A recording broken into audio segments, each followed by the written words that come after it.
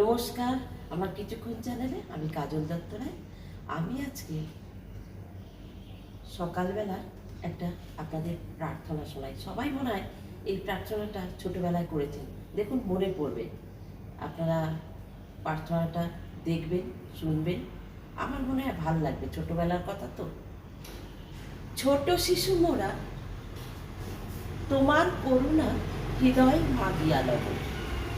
ছোট তারা হাসে আকাশের গায়ে, ছোট ফুল ফুটে গাছে, ছোট বটে তবু তোমার জগতে আমাদেরও কাজ আছে।